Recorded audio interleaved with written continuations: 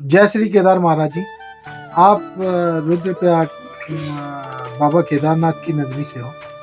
तो मैं आपसे जो सवाल है वो यह पूछना चाहूँगा, जो इतनी बड़ी आपदा विपदा केदारनाथ जी में आई थी, वो क्यों आई और इतने भक्त श्री केदार के दर्शन करते करते वैकुंठ लोक में चले गए? इसके पीछे क्या कारण रहा होगा, वो कारण मैं आपसे जानना चाहूँगा।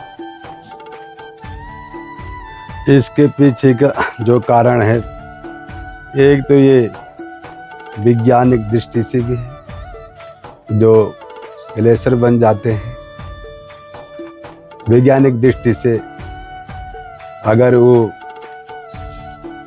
पिघल जाते हैं, तालाब बन जाता है, वो भी आपदा होती है। एक होती है दैविक आपदा।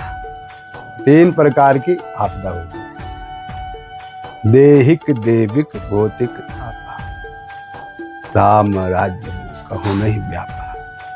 3 प्रकार की क्या होती आप? एक होती है देहिक। इस शरीर में अनेक प्रकार की आदि व्याधि रोग लग जाते हैं, अनेक प्रकार की बीमारी लग जाती है। और एक होती है भौतिक आपदा।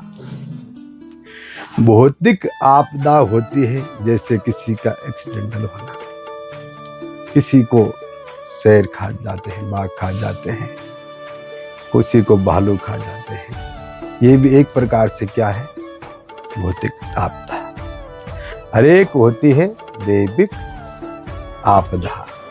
बादल फटना, अनावश्यक भूकंप आना, अनावश्यक वृष्टि होना, ये क्या है? दैविक आपदा। उस समय केदारनाथ में जो आई थी, ये थी दैविक आपदा। अनेक प्रकार के लोग क्या कर रहे हैं? पाप कर्म कर रहे हैं। जो होना नहीं चाहे हमारे धामों में, लोग मदिरा का सेवन कर रहे हैं, मांस का सेवन कर रहे हैं। इसलिए ये कौन आपदा हो गई? ये दैविक आपदा हो जाती है। क्योंकि अनेक प्रकार के जब मनुष्य पाप करता है तो दैविक आपदा आती है।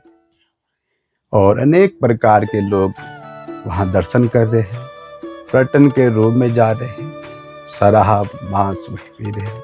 इसलिए भगवान क्या हो जाते हैं? रुष्ट हो जाते हैं, कुपित हो जाते हैं, और तब ये दैविक आपदा आती है।